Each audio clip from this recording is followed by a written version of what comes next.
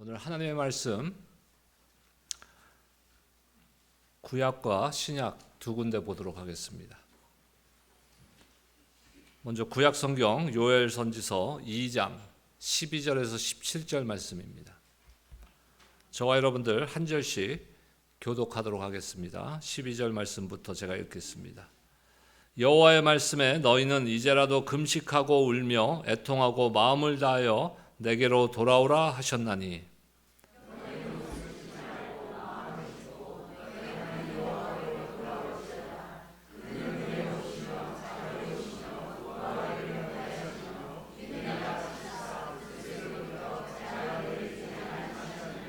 주께서 혹시 마음과 뜻을 돌이키시고 그 뒤에 복을 내리사 너희 하나님 여호와께 소제와 전제를 드리게 하지 아니하실는지 누가 알겠느냐?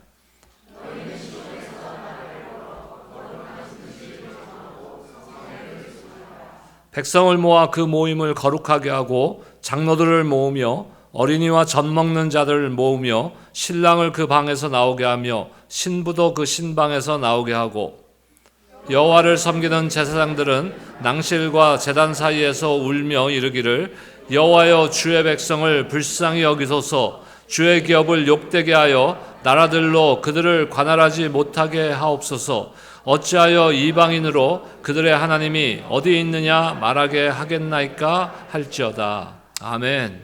신약성경 마가복음 1장 14절과 15절 말씀 함께 합독하도록 하겠습니다. 시작.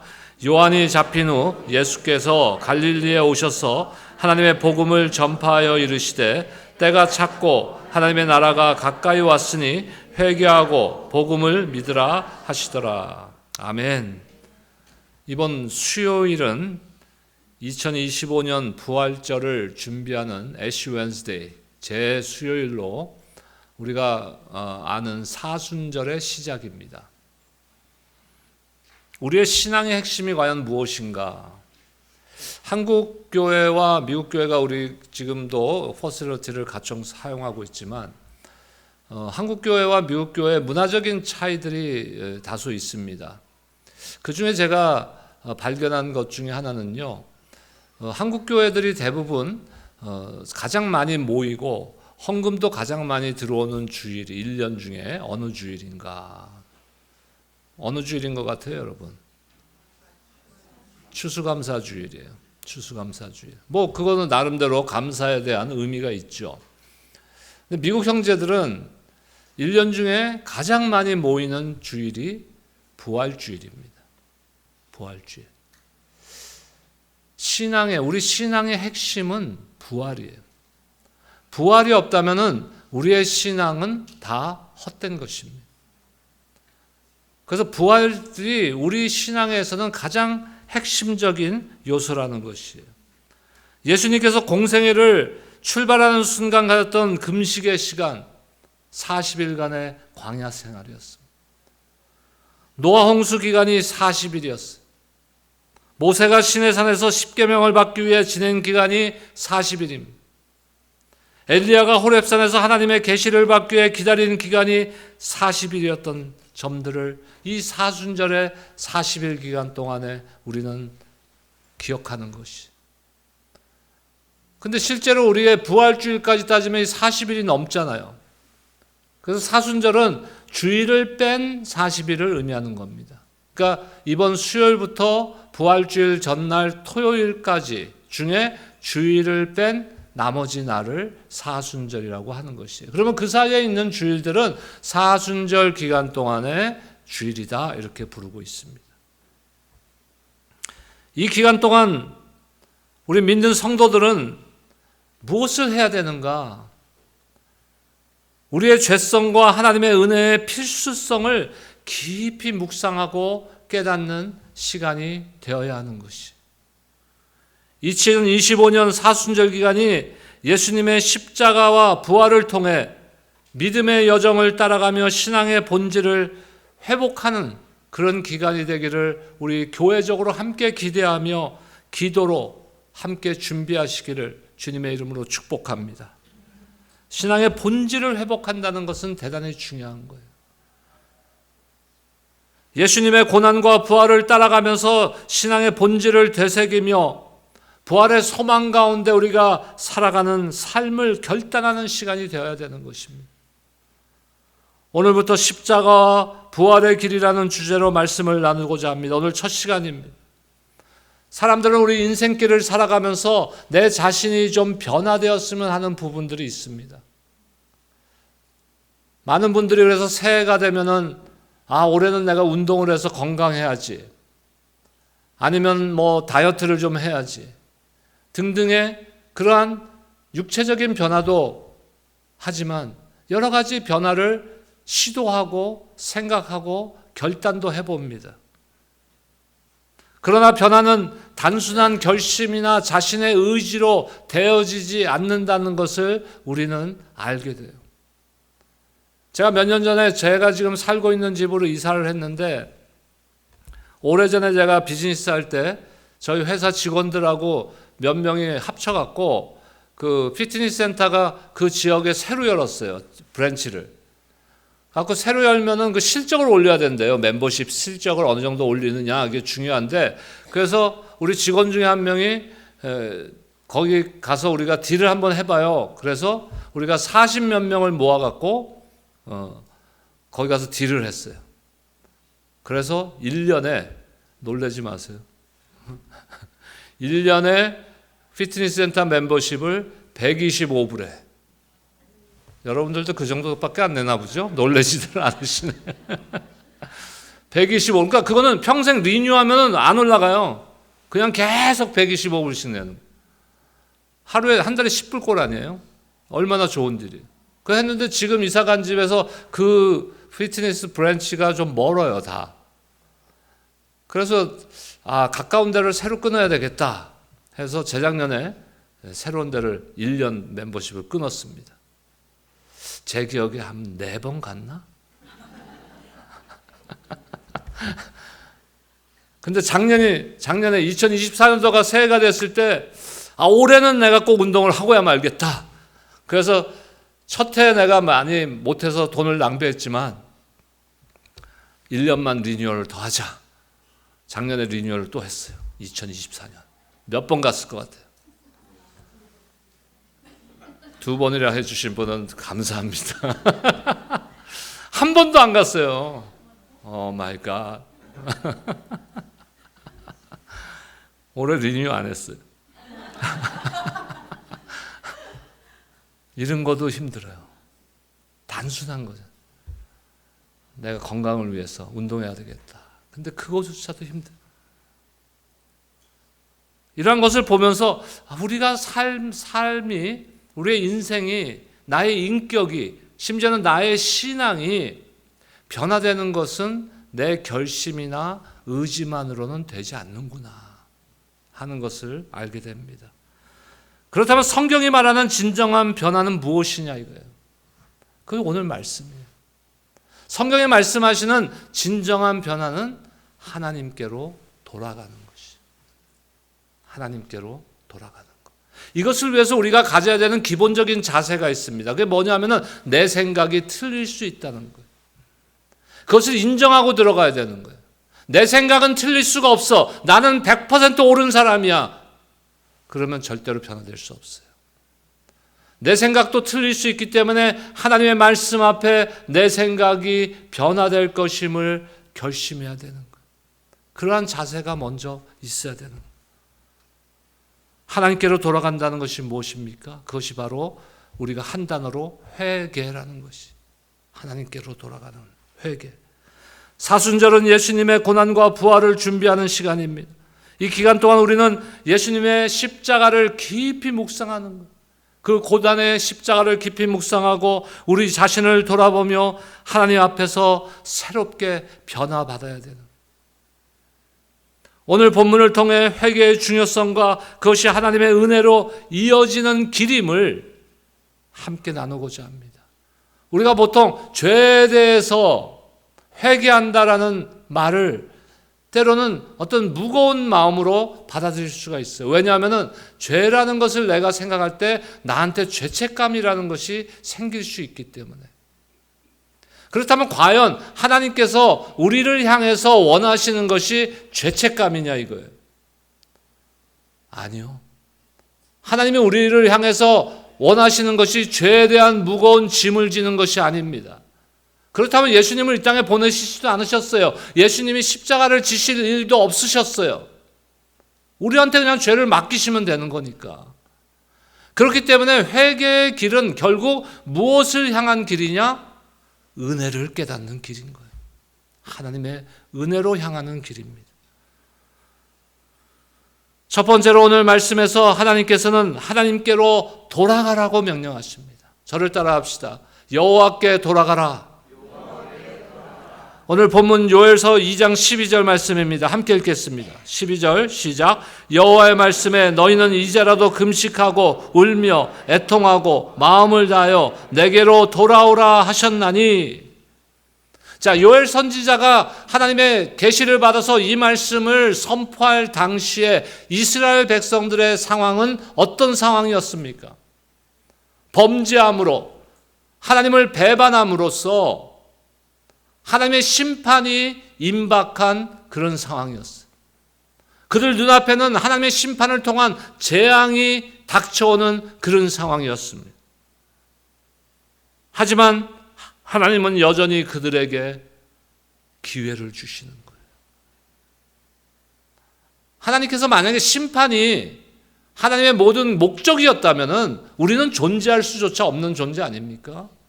하나님의 생각은 거기에 있지 않다는 것이에요. 저희 교회 사무실에 들어오시면은 우리 전도사님들이 벽을 갖다가 영어 성경 구절을 하나 쫙 붙여 놓으셨어요. 제가 담임 목사가 갖고 있는 그 모토, 내 신앙의 가장 중심으로 생각하는 성경 구절을 거기에다 붙여 놓으셨더라고요. 내가 붙이라고 명령 안 했어요. 여러분들 오해하지 마세요. 예레미야 29장 11절. 너희를 향한 나의 생각은 내가 아노니 재앙이 아니요 평안이라. 너희에게 미래와 희망을 주기 위함이다. 하나님께서 이스라엘 백성들을 심판하시더라도 그 심판의 마음에는 무엇이 있습니까? 그들을 회복시키고자 하는 그 은혜와 긍휼의 마음이 그 안에 계시다는 것이. 하나님을 오해하지 마세요. 내가 죄를 지으면 하나님이 나를 심판하실 것이다. 때로는 심판을 통해서 우리를 교훈하시고 우리가 돌아서기를 원하시는 방법은 사용하시지만 그 심판 자체가 하나님의 목적은 아니라는 것이. 오늘 그 말씀 속에서 말씀을 준비하면서 한 단어가 저한테 확 와닿았어요. 그게 뭐냐면은 여호와의 말씀에 너희는 그 다음 단어예요. 이제라도 이 말씀을 묵상하면서 이 단어가 저한테는 너무나 감사함으로 다가온 거예요. 하나님께서는 저와 여러분들에게 또 한 번의 기회를 주시는 거예요. 늦지 않게 내 아들아, 내 딸아, 더 늦지 않게 지금이라도. 그게 아버지의 마음 아닙니까? 우리를 사랑하시는 아버지의 마음 아니에요? 얼만큼 사랑하세요? 독생자 예수 그리스도를 십자가에 죽게 하심으로써 우리를 향한 사랑을 확증해 주신 그 아버지. 여러분, 성경 66권은 그 아버지가 아들과 딸들에게 보내는 연애 편지예요. 사랑의 편지예요. 저와 여러분들에게 보내는 사랑의 메시지라는 거예요. 이제라도 제발 재앙이 임박하기 전에 나에게로 돌아와라. 이 돌아오라는 초대는 이스라엘 백성뿐만 아니라 지금 이 시대를 살아가고 있는 저와 여러분들에게도 동일하게 적용되는 초대의 말씀입니다. 이것은 회개의 초대지만 그 회개의 초대는 결국 무엇을 향한 초대예요? 우리를 회복시키고자 하는 하나님의 은혜로의 초대인 것이에요. 회개라는 것은 죄를 깨닫고 인정하고 그것을 버리기를 결심하고 하나님께로 돌아오는 것입니다. 다시 말씀드리지만 하나님이 원하시는 것은 죄책감이 아니라 죄에 대한 인식을 통해서 하나님께로 돌아오는 것을 원하시는 거예요. 또한 회개는 단순한 후회나 반성이 아닙니다.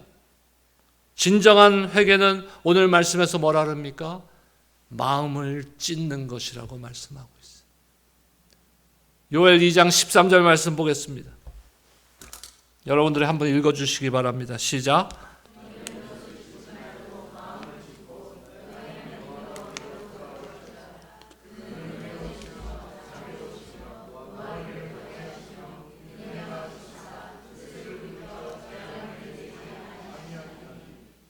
이스라엘 백성은 그 회개의 표시로, 표현 방법으로 옷을 찢었어요.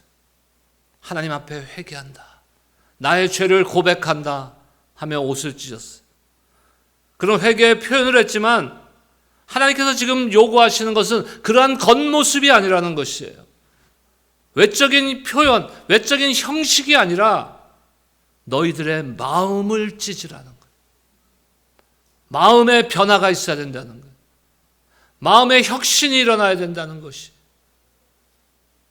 생각이 변화되어야 한다는 참된 회개를 통한 삶의 변화를 지금 촉구하고 계시는 겁니다. 우리가 많은 지식을 가질 수 있어요. 신앙생활 하다 보면은 많은 설교도 듣고, 특히 이 시대를 살아가면요, 오시우리 교회 성도님이라고 우리 교회 설교만 듣습니까? 전 세계에서 선포되는 하나님의 말씀을 다 들을 수 있어요. 인터넷을 통해서.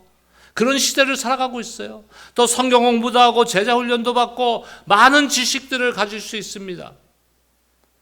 하지만 그 지식이 나의 삶의 변화로 이어지고 있지 않다면 그 지식은 아무 의미가 없는 거예요. 여러분들이 하나님을 알면 얼만큼 아실 것 같아요? 하나님이 보여주시는 만큼밖에 우리는 알 수가 없어요. 하나님이 우리에게 계시해 주시는 만큼밖에 알 수 없는 거예요.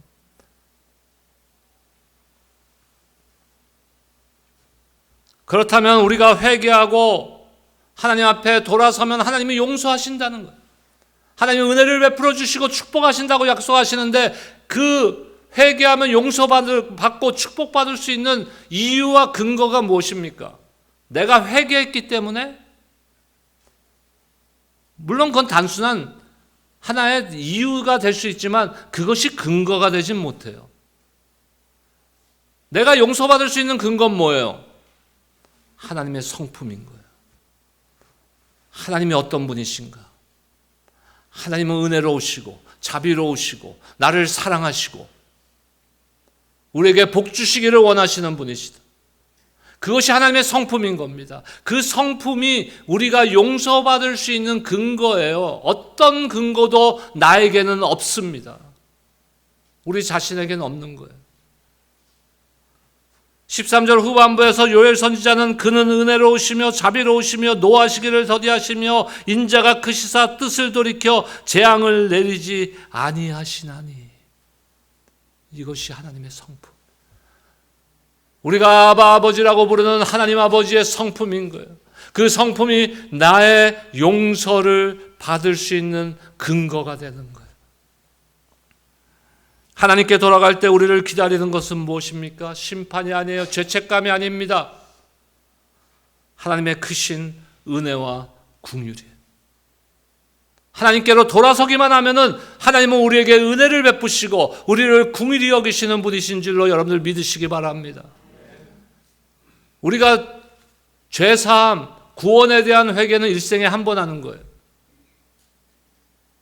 예수 그리스도를 내가 마음으로 믿고 입으로 시인할 때 내가 죄인입니다 하는 고백, 그것이 일생에 한 번 하는 죄 용서를 받고 구원에 이르는 하나님의 자녀가 되는 일생에 한 번 하는 회개인데, 매일매일의 삶 가운데도 우리는 하나님께로 돌아가야 되는 거예요.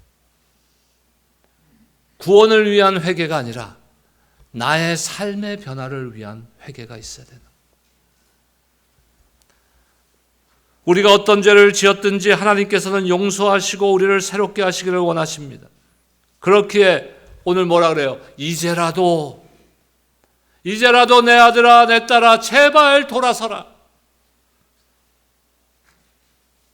지금 이 시간이, 지금 이 순간이 저와 여러분들에게는 기회인 것이.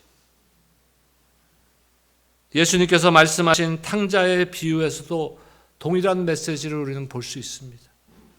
아버지를 떠나 방탕한 삶을 살았지만 결국 모든 것을 잃고 나서야 어떻게 해요? 우리 아버지 집에는 먹을 것도 많고 입을 것도 많은데 내가 이 돼지 먹이는 쥐염 열매 이거 한 움큼 얻어 먹으려고 내가 지금 삶이 이렇게 되었구나 하고 회개하게 되는 거예요. 그저 단순한 반성이 아니에요. 아버지한테로 돌아가잖아요. 진정한 회개가 있었던 거예요. 그때 아버지는 어떻게 합니까?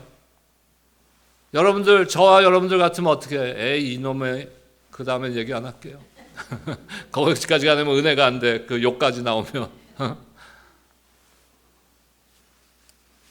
근데 그 탕자의 아버지는 그러지 않았어요. 멀리서 그 둘째 아들이 보일 듯 말 듯 하는데 달려간, 끌어안고 입 맞추고 잔치를 벌여. 내 아들이 돌아왔다.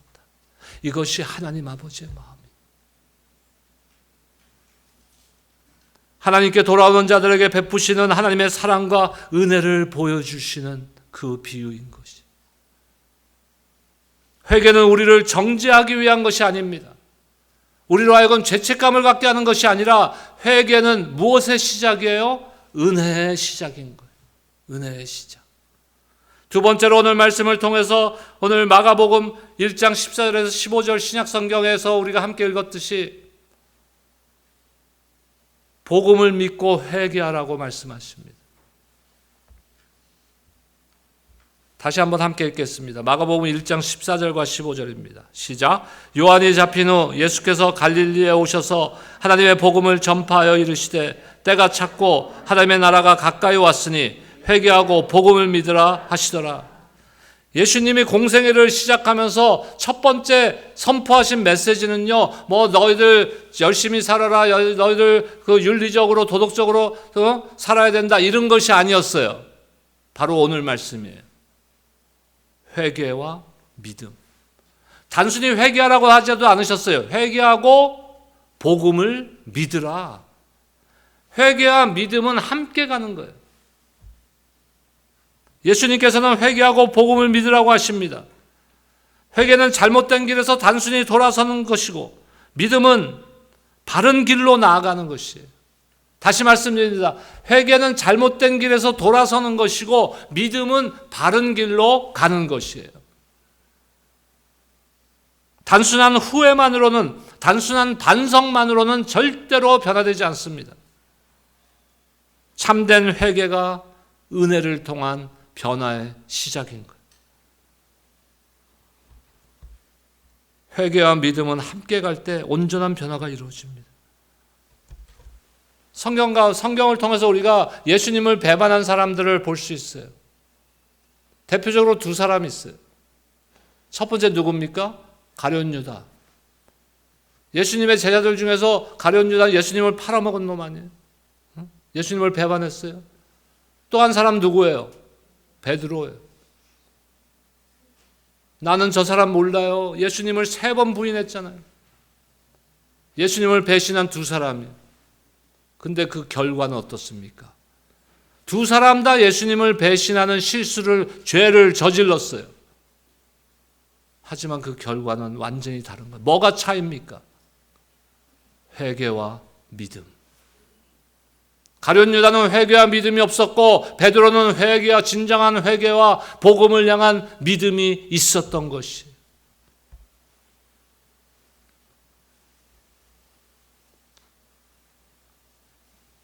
가룟 유다는 은 30에 예수님을 팔고 나서 후회했어요. 예수님을, 내 선생님을 내가 팔아먹었다는 것에 대해서 후회했지만 진정한 회개는 하지 않았다는 것이.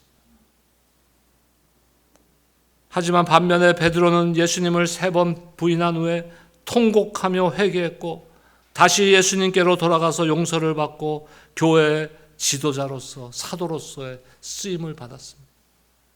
결국 실수를 했지만 결과는 달랐어요. 가룟 유다는 후회만 했고 베드로는 회개하고 예수님께로 돌아갔기 때문입니다. 우리는 후회나 반성에서 멈추는 것이 아니라 진정한 하나님께로 돌아가는 회개와 믿음이 있어야 되는 거예요. 그 오늘 요엘 선지서는 결론적으로 뭐라고 선포합니까? 회개의 삶을 살라는 거예요. 요엘 2장 17절 말씀입니다. 함께 읽겠습니다. 시작. 여호와를 섬기는 제사장들은 낭실과 제단 사이에서 울며 이르기를 여호와여 주의 백성을 불쌍히 여기소서 주의 기업을 욕되게 하여 나라들로 그를 관할하지 못하게 하옵소서 어찌하여 이방인으로 그들의 하나님이 어디 있으니 말하게 하겠나이까 할지어다. 아멘. 이 17절에서 뭐라 합니까? 여호와를 섬기던 제사장들은 낭실과 제단 사이에서 울며 이르기를 여호와여 주의 백성을 불쌍히 여기소서. 백성들이 회개의 기도를 올려야 한다고 말씀합니다. 개인적인 회개뿐만 아니라 이스라엘 백성들이 공동체로 회개해야 된다는 거예요. 우리도 마찬가지입니다. 개인적인 회개뿐만 아니라 교회 공동체가 하나님께로 돌아서야 되는 거예요. 우리의 가족이, 교회가, 이 나라가 하나님께로 돌아가야 됩니다. 교회의 본질을 잊어서는 안 되는 거예요. 그 어떤 것도 하나님보다 중요한 것은 없습니다. 우리는 개인적인 죄뿐만 아니라 공동체의 죄를 위해서도 기도해야 되는 거예요. 나라와 민족의 죄를 위해서도 기도해야 되는 것이에요. 하나님 앞에서 우리 각자의 삶을 돌아보며 회개의 기도를 드리는 시간을 이 사순절 기간 동안에 가지시기를 주님의 이름으로 축복합니다. 그뿐 아니라 교회를 위해서 또 민족과 나라를 위해서 철저히 회개 운동이 일어나야 되는 거예요. 그리고 우리가 진정한 회개를 할 때 그거는 후회와 반성에서 끝나는 것이 아니라 우리의 삶의 변화가 동반되는 것이에요. 우리가 입으로 아무리 나 믿음 좋아, 나는 신앙생활을 이렇게 해왔어, 아무리 떠들어도 내 삶이 변화되지 않고 있다면 아무 소용없는 거예요. 그거는. 이번 주일이 지나면 이번 주간에 내 삶이 지난 주간보다는 조금 더 변화되어 있어야 되죠. 우리의 신앙생활이 뭡니까? 하나님의 은혜 앞에 응답하는 것이 우리의 신앙이에요. 예배는 뭐예요? 하나님의 은혜에 내가 응답하는 거예요. 말씀을 통해서, 찬양을 통해서 여러분들 예배 가운데 은혜를 받았다면 그 은혜에 내가 이번 한 주간 어떻게 살겠습니다. 응답하는 것이 예배의 본질인 거예요. 여러분들 설교 듣고 설교 들었으니까 오늘 예배 다 끝났어. 설교, 하나님의 말씀이 중요하지만 죄송하지만 하나님의 말씀은 예배의 본질이 아니에요. 하나님의 은혜를 위해서 선포되는 거죠. 예배의 본질은 뭡니까? 그 은혜를 내가 경험하고 그 은혜에 응답하는 거예요. 결론입니다. 회개는 은혜의 시작입니다. 저를 따라 합시다. 회개는 은혜의 시작이다. 오늘 주님이 뭐라 그럽니까? 이제라도 내게로 돌아오라. 여러분, 이제 사순절의 시작입니다. 우리가 분명히 깨달아야 되는 것은 하나님의 은혜는 우리의 과거나 우리의 어떤 상황이나 우리의 어떤 죄보다도 크시다는 거예요. 어떤 것도 하나님의 은혜가 임하면 다 덮어지는 거예요. 우리가 얼마나 멀리 떠났든 하나님의 은혜는 우리의 죄보다 큽니다. 탕자처럼 방황했어도 하나님은 우리를 맞아주시고 회복시켜 주십니다. 베드로처럼 실패했어도, 예수님을 3번이나 부인했어도 하나님은 다시 기회를 주시고 사용하십니다. 오늘 결단하시기 바랍니다. 이 사순절 기간 동안 우리는 하나님께로 나아가야 되는 거예요. 매일 말씀을 묵상하고 기도하며 우리 자신을 돌아보아야 됩니다. 죄를 인정하고 하나님 앞에 겸손히 회개해야 되는 거예요. 하나님의 은혜를 믿고 순종의 삶을 살아야 되는 것이, 매일의 삶 가운데 이 사순절 기간 동안에 우리 스스로 나 자신에게 매일 질문하시기 바랍니다. 여러분 자신에게 무엇을 질문하냐면 하나님께서 나에게 회개해서 변화되어야 되는 내 삶의 부분이 하나님이 원하시는 것은 어느 부분일까? 한번 깊이 생각해 보세요. 때로는 그것이 나의 잘못된 말의 습관이 될 수도 있고, 아니면 그것이 때로는 내가 이때까지 하나님을 너무 형식적으로 예배드렸구나 하는 그런 부분일 수도 있는 거예요. 각자가 다 다를 수 있죠. 그걸 매일매일 우리 스스로 우리 자신에게 질문하는 시간이 되기를 바랍니다. 회개는 두려움이 아닙니다. 회개는 하나님을 경험하고 하나님의 사랑과 은혜를 경험하는 기회인 것이. 지금 하나님께 돌아가 용서와 회복 그리고 삶의 기쁨을 누리는 우리 모두가 되기를 주님의 이름으로 축복합니다. 기도하겠습니다.